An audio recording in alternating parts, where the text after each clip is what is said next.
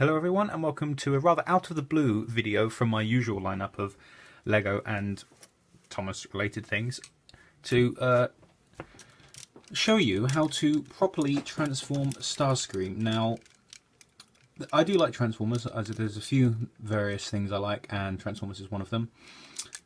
This channel will not always be dedicated to recording one particular theme, because as some of you have seen, like Thomas stuff or like Lego stuff, of course, and one of the things is Transformers. Now I think I'm gonna do a few more of these on a few other figures that people seem to have an extremely tough time transforming, or are transforming them so badly wrong that if you follow their steps, you will break them. And it just, every time I see them just pulling something or bending something the wrong way, or pushing on something that's so fragile, I'm just like, oh my god, you're gonna break it, you're gonna break it. So Starscream, MP-11 Starscream is one of them. Every good reviewer I see always is pushing the wrong bits on this guy, transforming him in completely the wrong order. And these things are fragile. Some parts of these are fragile. They're not meant for children to throw about and just play with roughly. The collector's items are meant to be transformed once every now and again, and that's it. Now, I am having the usual problems of Transformer reviewers because I am the camera is right in front of my face and my arms are around the camera. You can see the camera is right here, but I shall do my best either way. Now, since your Starscream will come packed as in robot mode, I will show you the robot mode to jet mode first.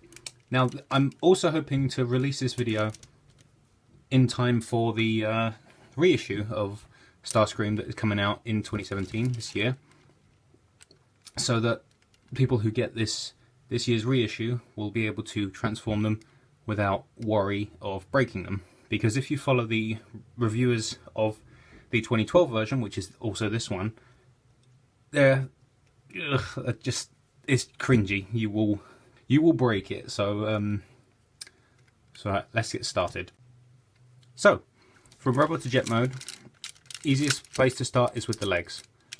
So you just want to flip these up as usual, the feet, put these in as usual, and push from this big flat bit down like that. Do not try and pull down from the fin, do not pull on this piece, don't do any of that. Just push down from this big flat section at the top and you'll be fine with that. I'm not going to go through every step because people who watch this probably have seen all the other reviewers do their transformations over and over, so I'm just going through this rather quickly just to show you. Right now, just raise up Starscream's chest, straighten out the arms, and then just bring them up, spin them under, hold up the hand, and do that. Same with the other side. Just bring this whole section up, spin this down, close up the hand. That's that. There are reviewers who try and move the arms on these joints here. They don't need to be moved like that. Once the arm is down like that, down straight, you just need to push this up. So I don't know, it just bugs the hell out of me how reviewers don't seem to realise that. Come around the back, just pop the nose cone off of this peg here, pull it out, push it through, get his head. Obviously squeeze the little bits on the sides of his head, click the nose cone in, canopy up, canopy out, canopy close, bring this up and bring this up until it clicks.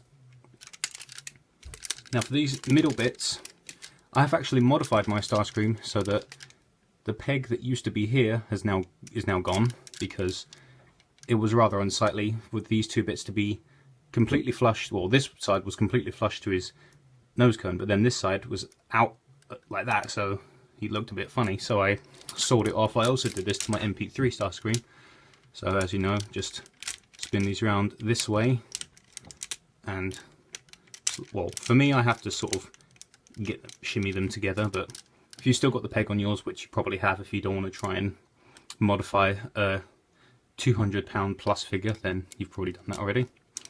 Now while holding this intake bit with your thumb, just bring the arm down 4 clicks, and as you're bringing the arm in, you're just going to want to push up on it a tiny bit and then collapse it in, because that tiny little push up bit is to get over the little nub you see in there.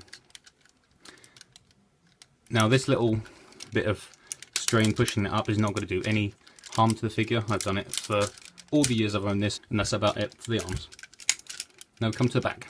Make sure this bit is up and just hold it up in the air with your thumb like that. Pull these out of their pegs, bring them around obviously.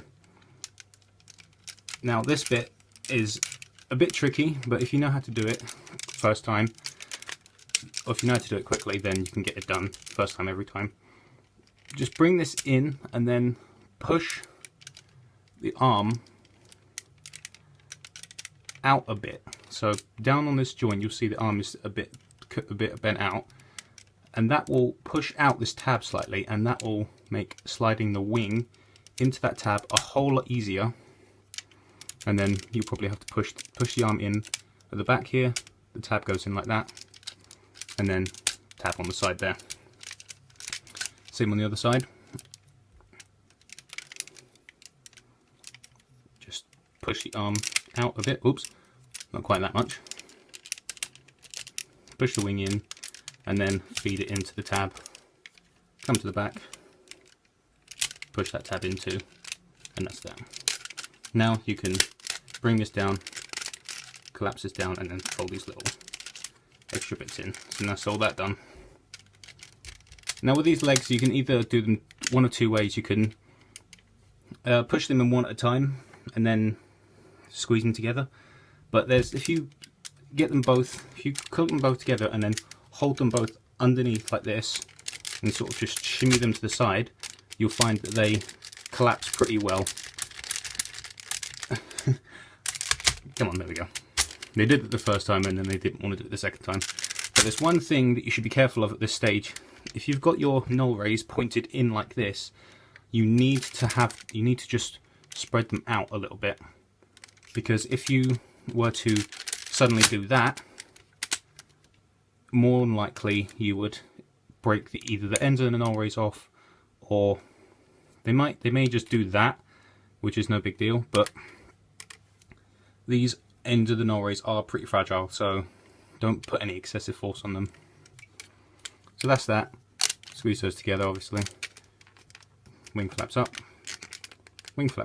down, down, straighten those out, and then just put those up. Last but not least, null rays, flip them around, plug them in, flip them around, plug them in. Right. So that's that for robot to jet. Now you may be thinking, well, I just reverse those steps to get back into robot mode. No, you do not do that, because most transformers are not like that. They do not work that sort of way. The instructions tell you just reverse the order of instructions to transform back into robot mode, but sometimes from one way to another it requires more steps. So if you're going from jet to robot mode, which you'll see most reviewers do, they'll go from showing their figure in the vehicle mode and then they'll go to robot mode. So this is the transformation you'll see them do. Most reviewers don't go from vehicle mode to robot mode and then robot mode to vehicle mode. There are some, but not all of them do. So from vehicle mode to robot mode, it is slightly different. With these null rays, just unpeg them, collapse them down, and then, or collapse them sort of so this is free, and then move them down and push them as far in to the body as you can, just like you saw me move them out earlier. Now most reviewers will not do this for the start. They'll just have either the null rays up like this, and then they'll do them at a later time. But keeping them up like this is just ridiculously fiddly, and they'll just keep getting in the way if you're doing the rest of your figure. So just collapse them down and fold them against the arms, because this is the way they're going to be oriented in figure mode. And just leave it like that. Flaps up on that side, wings up on that side. Now this back bit, like I said before, with closing them, you can close them one at a time. Opening them, you do have to open them one at a time, because pulling this out all as one is possible, but if a cabinet is nearby or someone's head, you're going to smack your elbow pretty damn hard when this thing eventually does pop out. So just sort of get your finger and thumb and using the sort of action like that, push them apart. Just stretch them out a bit. You can see that the seam has now sort of started to release here. If you pull the one out with the nub on first, so that's his left leg. Oh, bloody hell. You can see, oh, crikey. even with doing one at a time, they're pretty difficult sometimes. So much so that the fins all came detached again. Alright, so that's the legs pulled out. Now this next bit can be a bit fiddly depending on whether you have nails or not. So this big back piece here can be difficult to untab, and this is another area where reviewers are sort of pulling the whole figure around just to try and get this back panel released. Now it is sometimes quite simple, but they seem to make it look absolutely like it's the most difficult thing on the planet. For this bit, you just have to get your fingers behind the tops of the wings, put your thumbs on Starscream's thighs, and just push your fingers up and your thumbs down, and that will release the back pin of this piece. Now sometimes the front will automatically come up by itself, but if it doesn't, just pop the nose cone up a bit and use Starscream's head to just gently push this bit up. Don't worry about it possibly damaging Starscream's head. I've done this for years and my Starscream's head is just as good as it was the day I bought him. See, this is the worst part about this figure, is this piece will always just randomly recede back in. This is the worst piece ever. Oh, there we go. So as you may or may not have saw just then, you just have to sort of, once you push the head up a bit, you will start to see a crack appear here, sort of where the seams are separating. Not a literal crack as in the plastic, but just where the seams are separating. And then if you just either, with quite a lot of friction if you don't have any nails, just get it back here and then pushing in that motion to get it out, you can get this back bit up like this.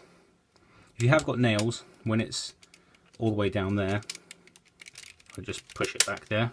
When it's all the way down there, Starscream's head up. If you have got nails, it is a lot easier, but I recently cut mine because I forgot I was doing this review, and of course it's going to be difficult for me. And I've just got it stuck again. There we go. Like that. Now you can just either plug the nose cone back in or leave it as it was, but I'd recommend plugging it back in just to stop it flopping about. Right, the next bit is the wings. The wings, you want to grab the whole thing and just lift up like that, and then pull out.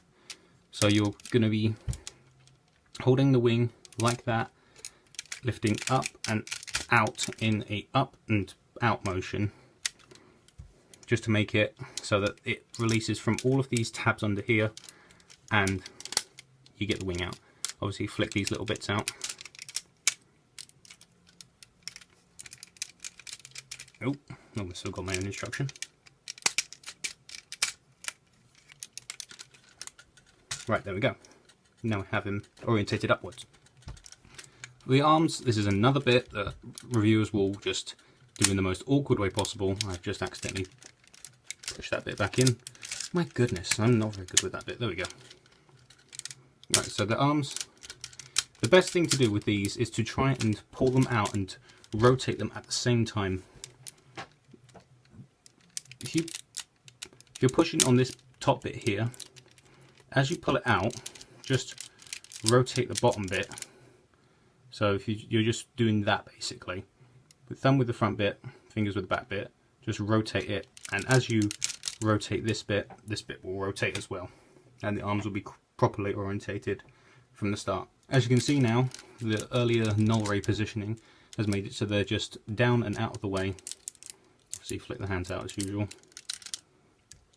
One thing reviewers do, which I really don't get, is they leave the hands all tucked up, like they should be in their transformed mode. I mean, you've got a figure, he needs hands.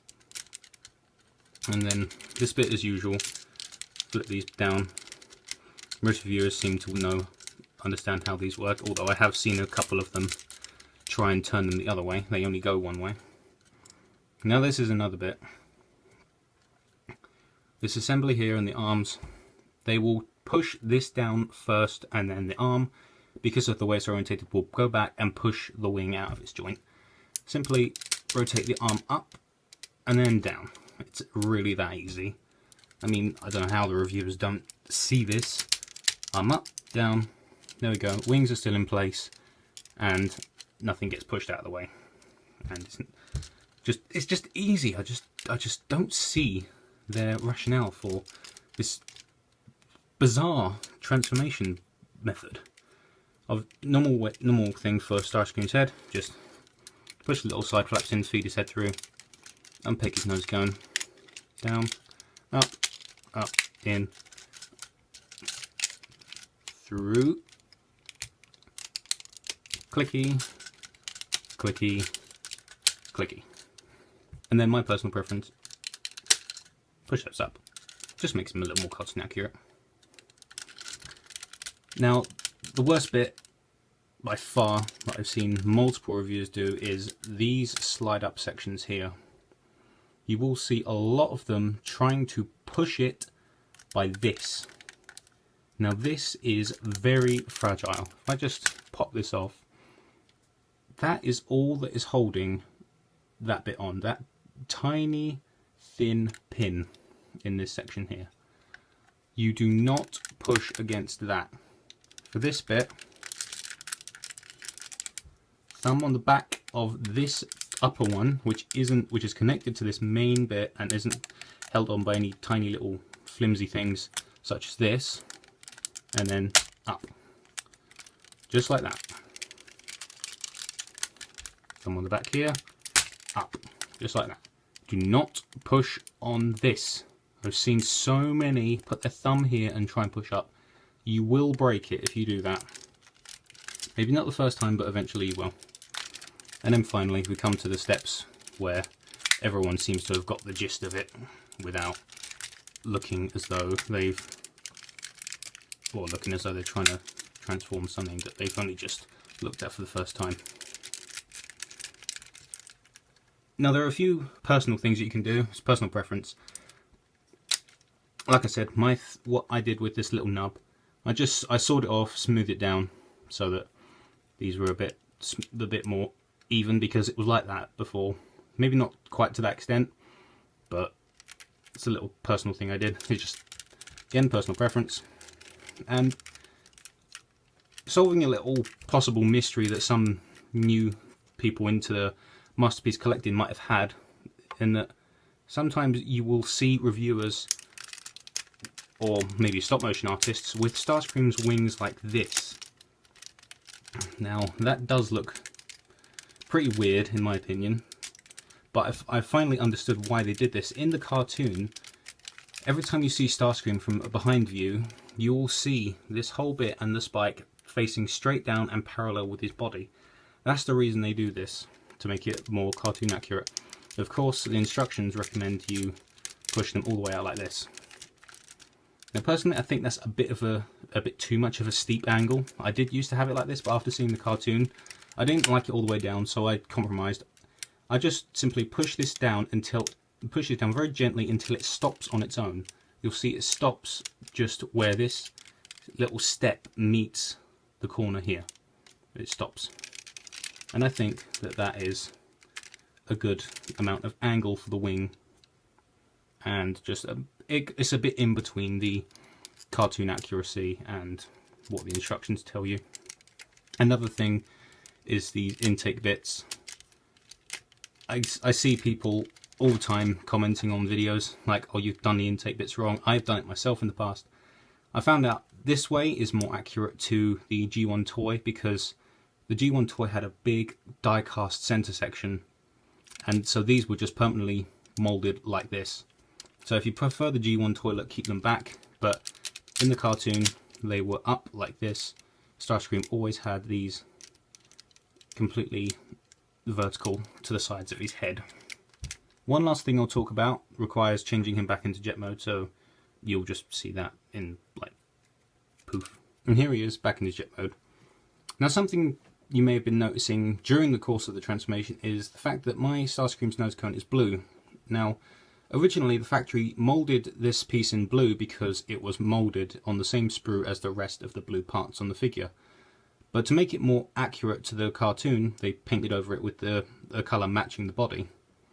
Now, if you're an older Transformers fan, sure, you'll know this, but some of the ones getting into Masterpiece now may not know that this was also apparent on the MP3 release of Starscream that came out in, I think, 2008, the Walmart exclusive one, which was G1 colours. He had a sort of burnt carbon effect on his nose cone, whereas this one obviously was just silver like the body. But because they were moulded in the same colour as the rest of the blue parts, you could just simply clean it off. So what I did was I got some 99% isopropyl alcohol and just gave the whole nose cone a good clean. And unfortunately I did remove the Decepticon insignia from the front by accident, but a transparent backed sticker took care of that problem.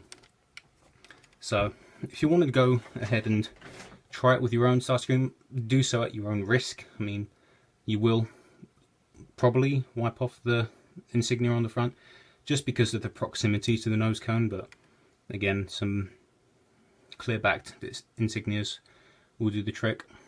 Oh yeah, also I did erase the insignias from his wings, because although I know it's the upside down insignias are sort of a sign of Starscream's rebellious nature towards Megatron, but to me, I just the sort of I don't know how you can call it, the OCD guy in me or whatever, seeing an upright insignia here and then two upside down insignias here just drove me absolutely bananas. So I removed them and replaced them with clear stickers, and the ones on the back are a bit not so well removed. I didn't risk trying to rub what is left of these off after I accidentally made the colours run here on this wing. The red stripe started to run into the white stripe, where I accidentally caught it with a bit of the alcohol, so yeah, be careful with that. Also, quick note, if you ever hear me say yellow instead of white or white instead of yellow, I apologise. It's something I've had my whole life, where my brain will look at either yellow or white and my mouth will say the opposite. I've got no idea why it happens. It only happens with those two colours. It's very bizarre. Thank you so much for watching. Obviously, my word is not set in stone on how to transform this figure. You can do it your own way. If you know your own way that you know is not putting too much force on any of the parts, by all means, just do your own thing. This is just for those who who get the reissue this year, may watch the older reviews and then try and transform in the same way because they're not quite sure how to do it because the instructions are fairly clear, but sometimes there can be little bits that you need to do differently. Like I said, sometimes robot to vehicle is different when going from vehicle to robot. But either way, I hope this just helps anyone who needs to transform this figure and is not wanting to break a $200 figure. So there is another one I'm going to do on the Revenge of the Fallen Leader class Optimus Prime, because apparently no one seems to know how to transform him properly either. Whenever people bring him in for a size comparison, they either say I transformed him once into vehicle mode and left him because I can't transform him back, or they have some distorted half vehicle Optimus for a comparison, and quite frankly that looks awful. Personally, that figure is extremely easy to transform for me, so I'll make a video in the future for people who find it difficult to transform him too. Thank you all so much for watching. Transform your Starscream safely, and I shall see you in the next video, which will be related to what I usually do. Starscream will most likely not be making another appearance because he sits on my shelf and he looks great. So, great. Thanks very much for watching.